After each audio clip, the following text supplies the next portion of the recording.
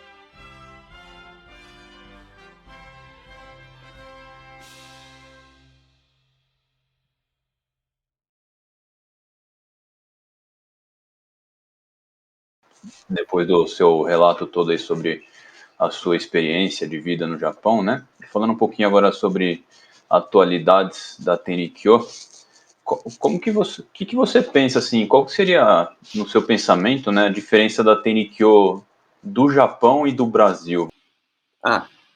Sim, a maior diferença é a língua mesmo, né? A maior diferença é a língua. Isso daí realmente não tem jeito, né? Bom, nesse sentido, infelizmente, digamos que para a Tenrikyo atual, ainda eu acho que é necessário o japonês ainda, né? Ainda não chegamos no nível que dê para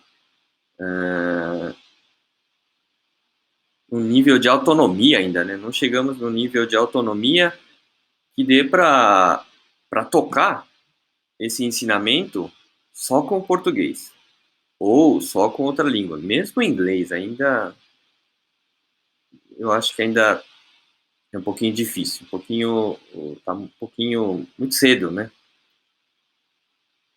Pelo menos até conseguimos traduzir os 3 textos originais, eu acho que ainda vai precisar do japonês, né? Infelizmente. Nesse ponto, ainda tem muito trabalho que fazer pela frente, né? Então, sobre atividades, né? Falando sobre atividades das igrejas, lá no Japão,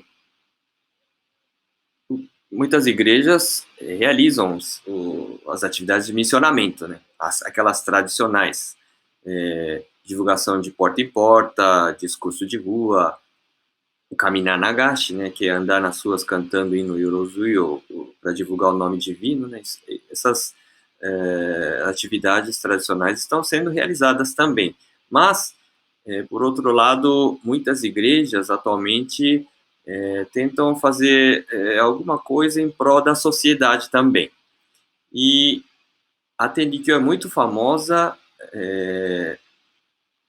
nas atividades de adoção de menores, o sistema de adoção de menores. Tem esse sistema E várias igrejas do Japão, eles se cadastram para receber esses menores,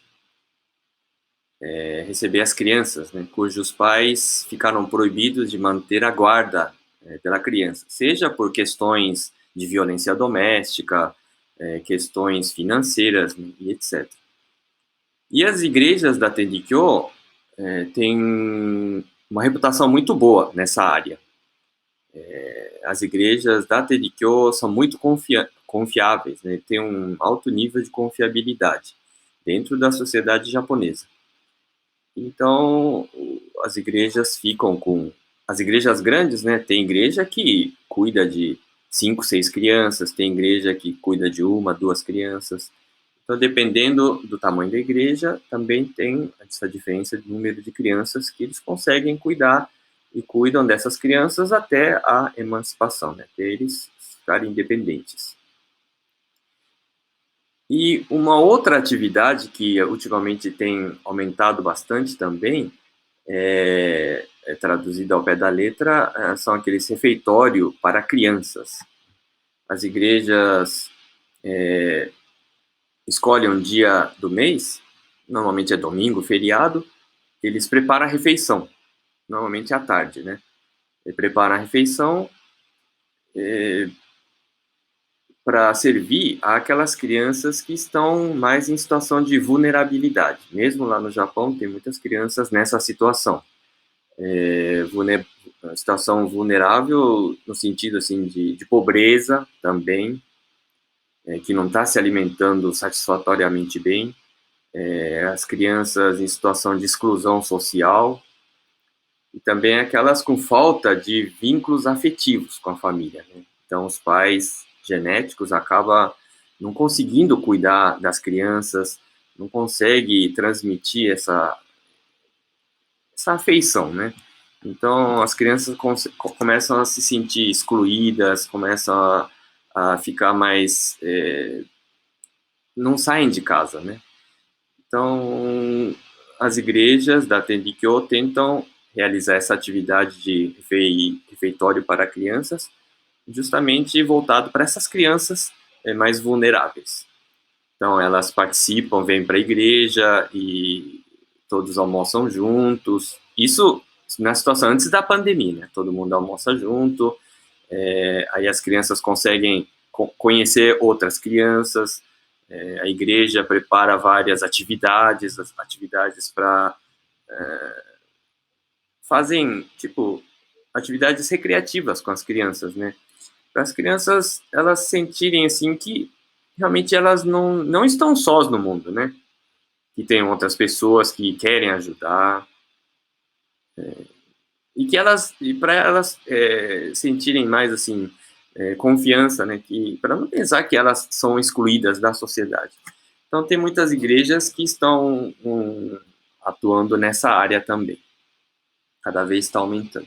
Mas é claro, não é por causa disso que eles acham que não precisa fazer o missionamento, digamos, o missionamento tradicional, né, como divulgação de porta em porta, esse tipo de coisa. Não é uma coisa que vai fazer às vezes, não é. Então, é claro que é importante o missionamento de porta em porta, o missionamento, o discurso em rua, essas atividades são importantes, todos reconhecem isso, mas como uma forma de atuar dentro da sociedade, eles estão fazendo isso também. Não sei se aqui no Brasil dá para fazer a mesma coisa, acho que já é um pouquinho diferente no caso do Brasil, né? Não é a mesma coisa. Então, digamos que cada país, né, faz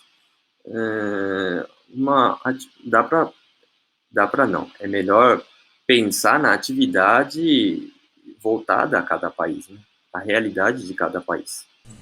E você, como diretor, sua experiência como diretor da sede da Associação dos Moços e também trabalhando um pouco pelo Departamento de Missões Exteriores da sede da Igreja Tenrikyo, você teve bastante contato com pessoas de outros países, né? E também teve a oportunidade de ir para outros países. Qual que você acha assim que são as também as atividades e também a forma como as pessoas praticam a Tenrikyo aqui no Brasil e nesses outros países que não são o Japão? Tem bastante similaridade, assim, ou é meio diferente? Como que você percebeu a prática da Tenrikyo e as atividades que são realizadas nos outros países?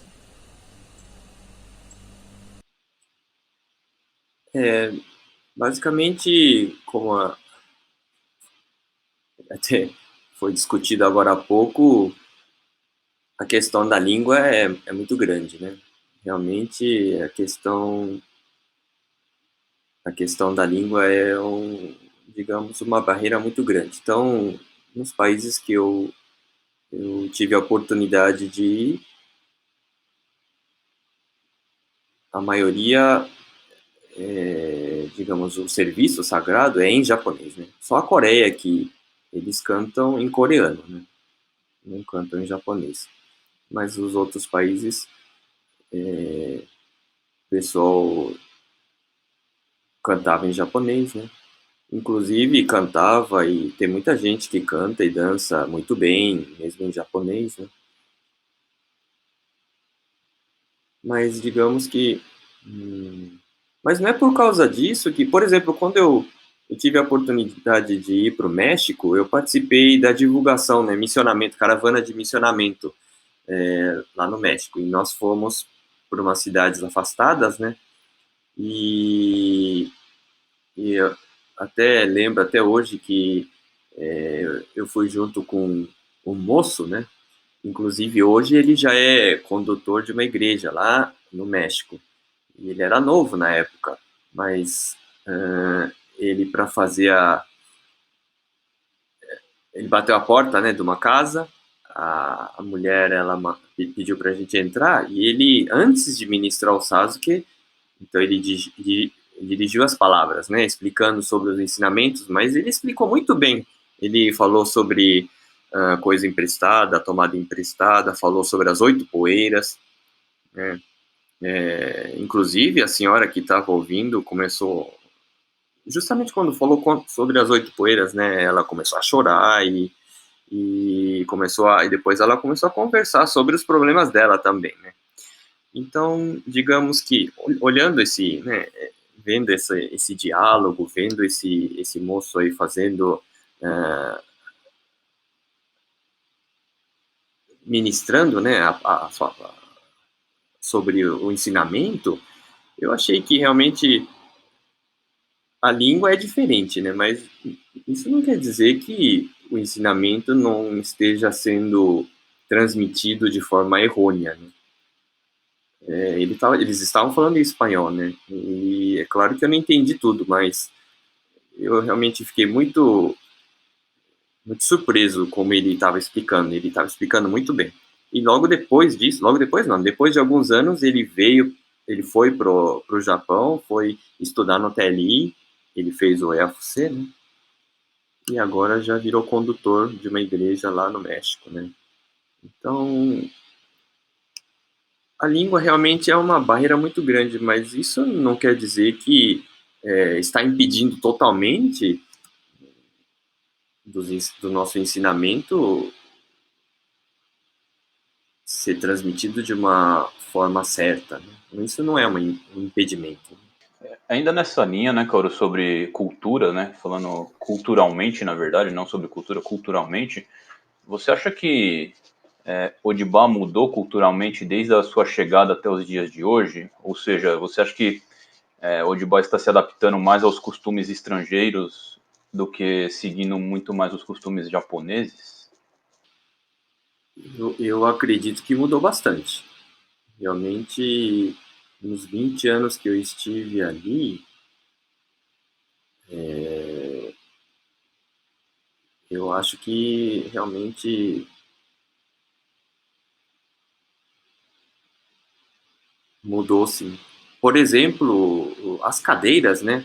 É, mas como vocês sabem, na Indiba tem que sentar no tatame, né?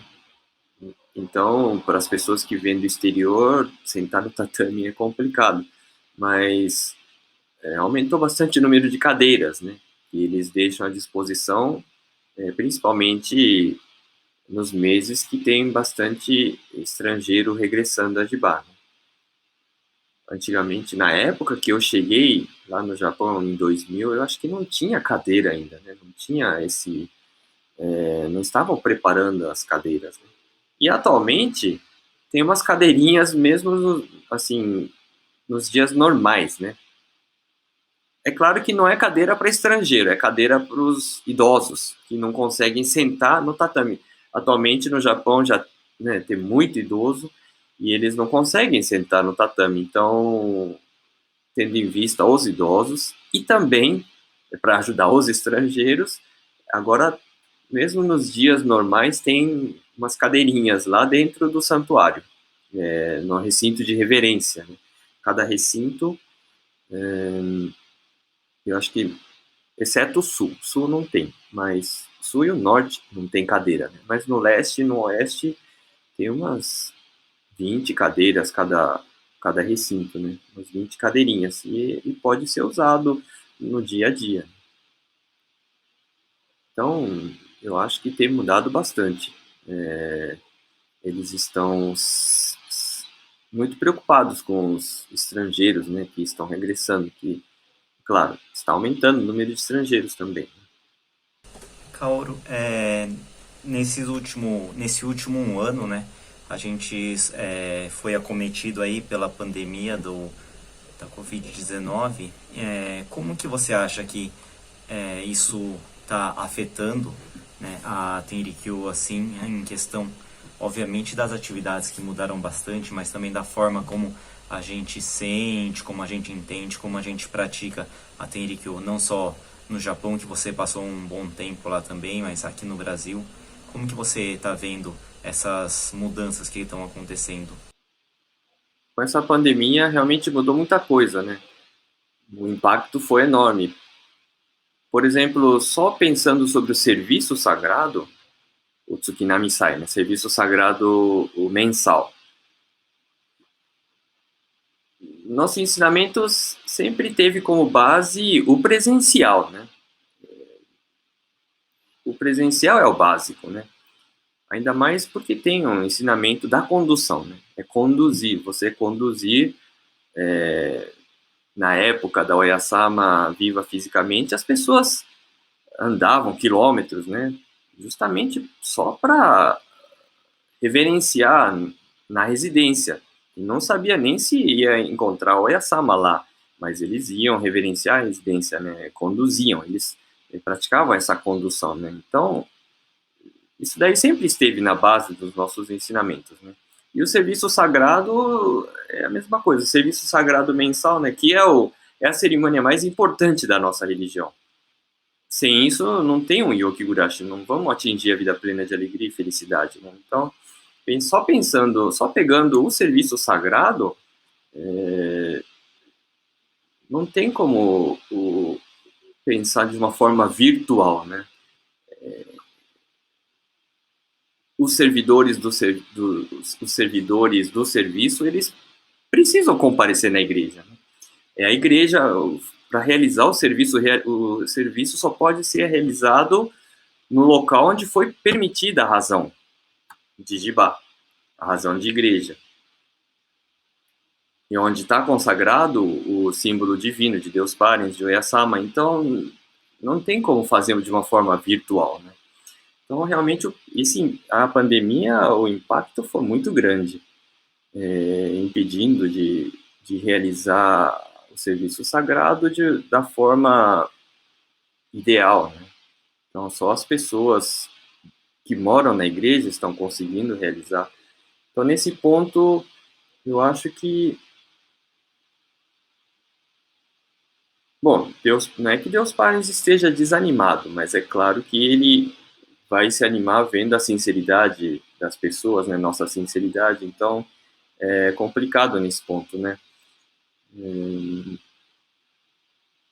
Para recebermos a providência de Deus Parens, né? Então, o serviço sagrado tem que ser uma coisa assim animada, tem que ser realizado de acordo com o que foi ensinado.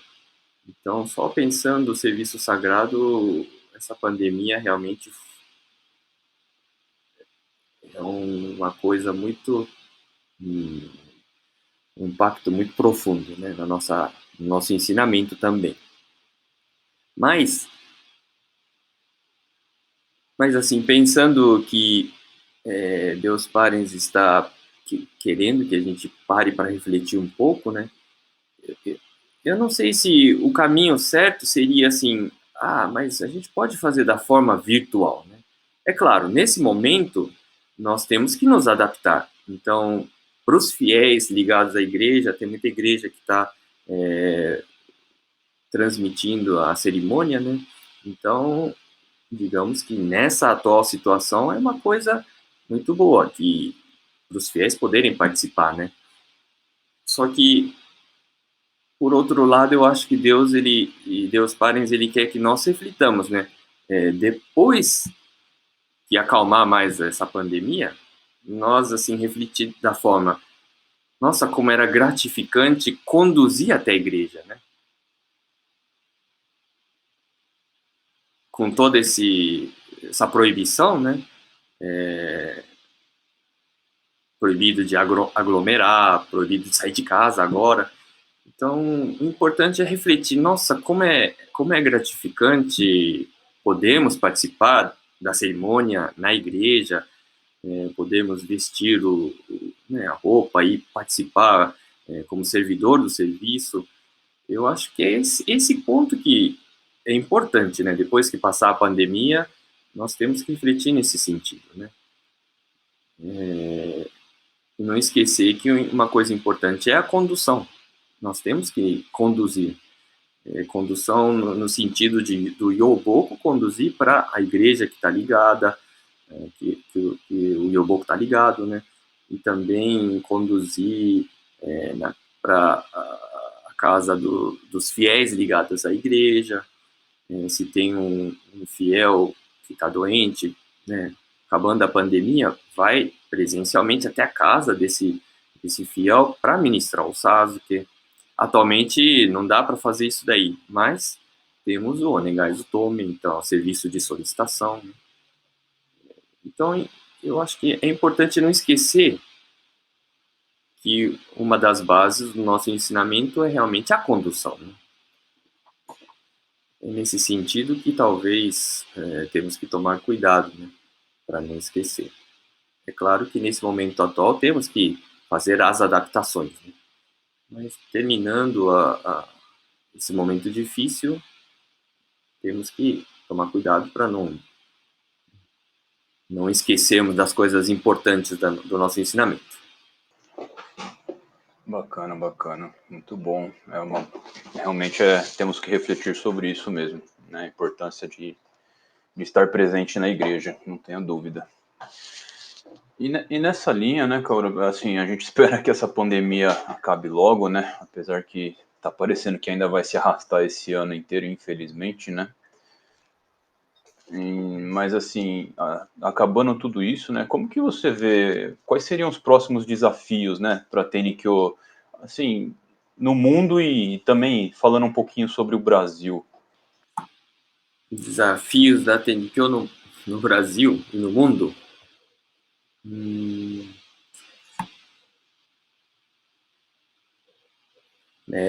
Bom, no Brasil,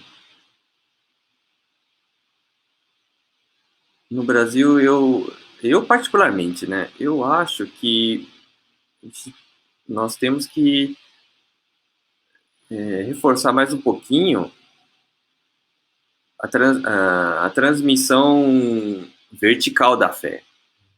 Transmissão vertical da fé.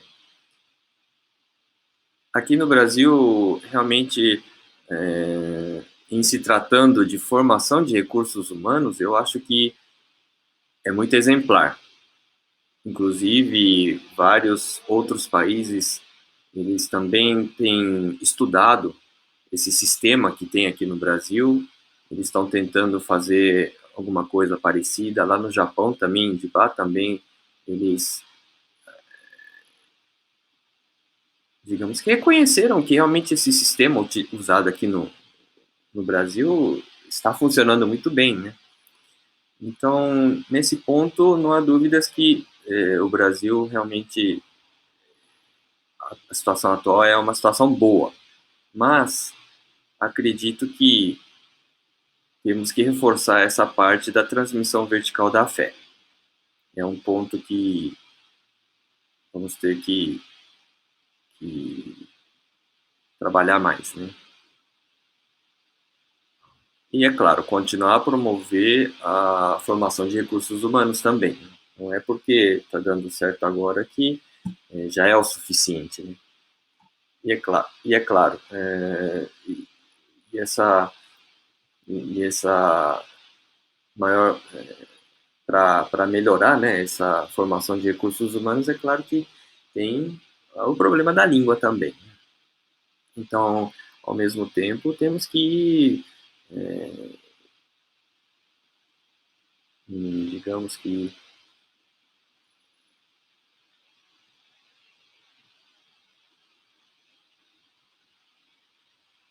dos dois sentidos, né? Tentar mandar os jovens para o Japão, né, para Jiba, para estudar lá em Jiba, a língua japonesa ainda, né, que vai ser preciso, e ao mesmo tempo tentar preparar mais e mais a tradução, né, a parte da tradução, desenvolver mais essa parte da tradução dos textos que só tem em japonês e melhorar, né, quantidade de textos que podemos apresentar em português, né? Isso daí eu acho que no mundo inteiro tem a mesma coisa, né? No mundo inteiro. O resto dos países também é a mesma coisa, né? Mas assim, atualmente, mesmo em Dibá, a falta de recursos humanos está começando a ficar um problema sério. Então, não dá para, por exemplo, os países de cada país querer cobrar muito, assim, lá de Dibá, né? Por exemplo, de outras línguas, né? O inglês, digamos que é uma língua que tem mais, assim, que tem muito, que tem, por exemplo, pegando o BC que só, né? Tem muitos preletores que conseguem fazer a preleção presencialmente em inglês, né? Mas isso não acontece com as outras línguas. Então, nesse ponto, lá também vai ter que pensar mais, né? Só que, ao mesmo tempo, os outros países vão ter que tentar formar recursos humanos que consigam falar o japonês também, né? Uma coisa importante para os outros países, né? Ainda, infelizmente, acho que ainda estamos nessa fase ainda.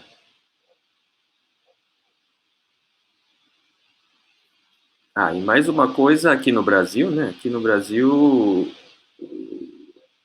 talvez tenhamos que incentivar o aprimoramento do conteúdo das igrejas, né? Mais e mais, né?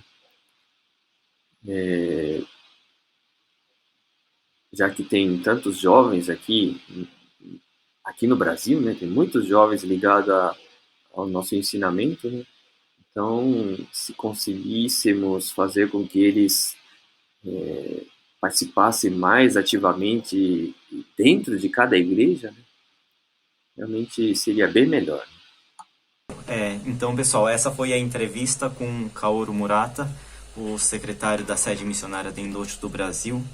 Muito obrigado pela sua presença aqui, Kaoru. Obrigado, Kaoru. Valeu. Obrigado. Muito obrigado. Eu que agradeço.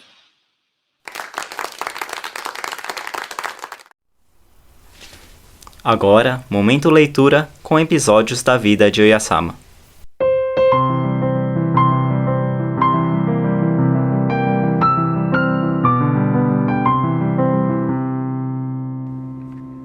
Espírito de marido e mulher. No verão de 1886, Narazu Hirano deixou de trabalhar para dedicar-se à divulgação da fé e vivia na completa pobreza. Ele e sua mulher, determinando o espírito, decidiram: ao pensarmos em Oyasama, não nos importa se não comermos durante 3 ou 5 dias. Como era verão, ele andava fazendo a salvação vestido apenas de um kimono simples e de um kimono de verão, e a esposa Tora também com um kimono de verão, as únicas vestes que possuíam. Conta-se que, ao regressarem à residência nessa época, Oyasama disse-lhes estas palavras: neste caminho, o espírito do marido e mulher é a base. Verifiquei a sinceridade do espírito do casal. Verifiquei a sinceridade que transpassa qualquer grande tronco de árvore ou qualquer enorme rocha. Permitirei o local de transmissão quando passar 1 ano.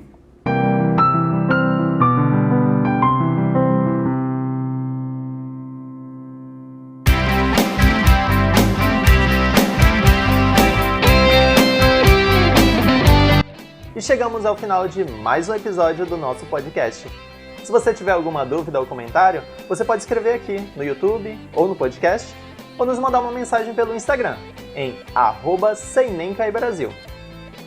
Isso mesmo, você também pode nos mandar um e-mail para podcastseinencaiBR@gmail.com podcastseinencaiBR@gmail.com. A sua opinião é muito importante para a gente criando um podcast ainda mais com a cara dos nossos ouvintes. Então é isso. Muito obrigado e até o próximo episódio. Muito obrigado e até lá. Avante Senenkai! Vamos!